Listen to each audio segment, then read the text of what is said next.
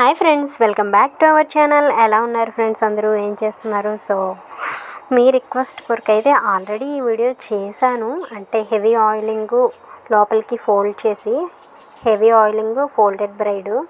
But మళ్ళీ comments వస్తున్నాయి అన్నమాట చేయమని. సో అందుకనే మళ్ళీ ఈ వీడియో చేస్తున్నాను. డ్రై హెయిర్కి నేను ఇప్పుడైతే ఆయిల్ అప్లై చేసి ఫుల్లీ ఫోల్డెడ్ అనమాట, ఫుల్గా ఫోల్డ్ చేసేసి జడ అయితే వేసి చూపిస్తాను చూడండి. సో ఇలా వేయడం వల్ల హెయిర్ గ్రోత్ కూడా ఉంటుంది. మనం ఎప్పుడైనా ఇంట్లో ఉన్నప్పుడు, బయటకు వెళ్ళే వాళ్ళం కాకుండా ఇంట్లో ఉన్నప్పుడు ఈ విధంగా ఎక్కువగా ఆయిల్ పెట్టేసుకొని చిగుర్లు కనబడకుండా జడ మొత్తం ఫోల్డ్ చేస్తే మనకి హెయిర్ గ్రోత్ ఉంటుంది, బాగుంటుంది హెయిర్ అయితే. సో ఇప్పుడైతే ఈ వీడియో రిక్వెస్ట్ కొరకు చేస్తున్నానండి. సో వీడియో మొత్తం కంప్లీట్గా చూసేయండి. కంప్లీట్గా చూసేసిన తర్వాత వీడియో ఎలా అనిపించిందో కామెంట్ చేయండి. అలాగే లైక్ చేయడం మాత్రం మర్చిపోకండి. మీరు లైక్ చేయడం వల్ల ఈ వీడియో మరికొంతమందికి రికమెండ్ అవుతుంది. సో అది నాకు యూస్ఫుల్ అవుతుంది. సో తప్పకుండా లైక్ అయితే చేయండి అండ్ కుదిరితే కామెంట్ కూడా చేయండి. అలాగే మన ఛానల్ ఎవరైనా సబ్స్క్రైబ్ చేసుకోకపోతే ప్లీజ్ సబ్స్క్రైబ్ చేసుకొని సపోర్ట్ చేయండి ఫ్రెండ్స్.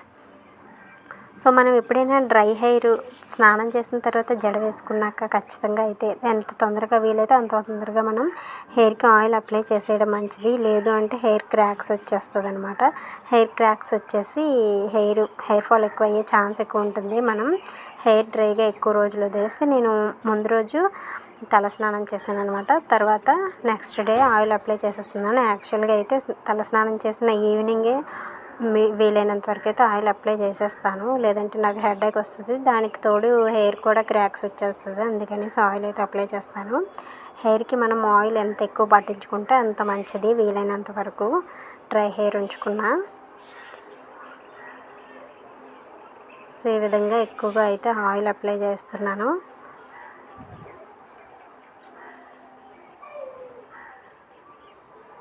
మనం స్కాల్ఫ్కి ఎక్కువ ఆయిల్ అప్లై చేసినప్పుడు మాత్రం నీట్గా వాష్ చేసుకోకపోతే దానికి డాండ్రఫ్ వచ్చేస్తుంది అనమాట, ఆయిల్ అలా స్కాల్ఫ్ పైన ఉండిపోతే. సో స్కాల్ఫ్కి ఎక్కువగా ఆయిల్ అప్లై చేసినప్పుడు బాగా అయితే డ్రై చేసేసుకోండి. కొంచెం వేళ్ళతో గట్టిగా స్నానం చేసినప్పుడు ప్రెస్ చేసి నీట్గా అయితే వాష్ చేసుకోకపోతే ఆ ఆయిల్ అలా ఉండిపోవడం వల్ల జిడ్డు పట్టేసి తర్వాత డాండ్రఫ్ వచ్చి దానికి తోడు పేలు వస్తాయి, తర్వాత హెయిర్ ఫాల్ కూడా ఉంటుంది. సో అందువల్ల అయితే నీట్గా తలస్నానం చేసినప్పుడు నీట్గా ఆయిల్ ఏమీ లేకుండా, స్కాల్ఫ్ మీద ఎక్కువగా ఆయిల్ లేకుండా హెయిర్ పైన ఇంకొంచెం ఆయిలీగా ఉన్నా పర్వాలేదు కానీ, బట్ స్కాల్ఫ్ పైన అయితే నీట్గా క్లీన్ చేసేసుకోవాలి. ఇంకా ఆయిల్ అప్లై చేసి ఇలా సిగ వేసేసిన తర్వాత ఒక 10 minutes అలా వదిలేయండి. అలా వదిలేయడం వల్ల మనది డ్రై హెయిర్ కదా, ఆయిల్ కంప్లీట్గా హెయిర్కి అయితే పడుతుంది. సో బాగా హెయిర్కి ఆయిల్ పట్టిన తరువాత మీరు దువ్వెనతో దువ్వేసుకోండి. ఈ విధంగా చిక్కులేమీ లేకుండా, మ్యాక్సిమం చిక్కులు లేకుండా ఉండడానికి చూసుకోండి. చిక్కులు పడిందో హెయిర్ ఫాల్ అయిపోతుంది అక్కడే మనం చిక్కులు రిమూవ్ చేసినప్పుడు. సో చిక్కులు పడకుండా ఉండేలా మ్యాక్సిమం చూసుకుంటే మన హెయిర్ని మనం కాపాడుకోవచ్చు. ఎక్కువ హెయిర్ లేకుండా ఉన్న హెయిర్ అయినా నీట్గా ఉండాలంటే చిక్కులు పడకుండా చూసుకోవడం బెస్ట్ ఆప్షను నాకు తెలిసి. అయితే నీట్గా అయితే దువ్వేసుకొని చిక్కులు లేకుండా తీసేసుకోవాలి. మనం ఆయిల్ ఎక్కువ అప్లై చేసి ఒక 10 minutes అలా ఫోల్డ్ చేసి వదిలేయడం వల్ల చిక్కులు అనేవి ఈజీగా రిమూవ్ అవుతాయి అన్నమాట.